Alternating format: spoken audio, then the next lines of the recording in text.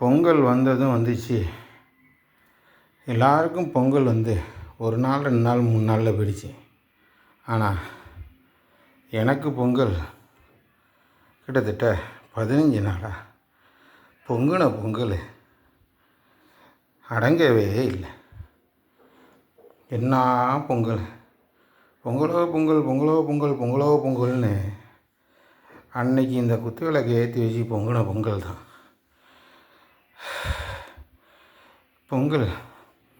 பொங்கின பொங்கல் இறங்காமல் என் உடல் நலமும் சீர்கெட்டு போய் பொங்குக பொங்கல் பொங்குக பொங்கல்னு எவ்வளோ சந்தோஷமாக சொன்னோமோ அதை விட அடங்குக பொங்கல் அடங்குக பொங்கல்ங்கிற மாதிரி சூழ்நிலை ஆகிப்போச்சு.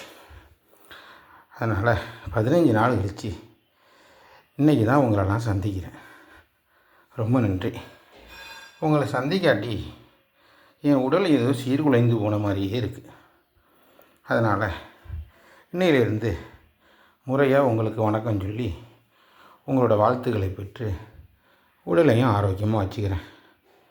மன்னிச்சு காத்திருங்கள் இரும்பு தெய்வங்களே.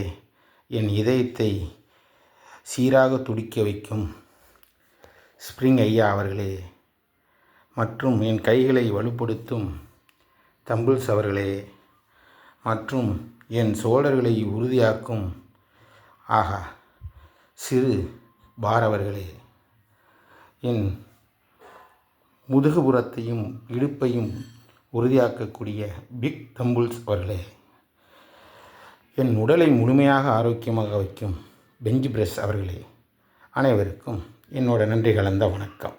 வாழ்க வளமுடன், வாழ்க வளமுடன்.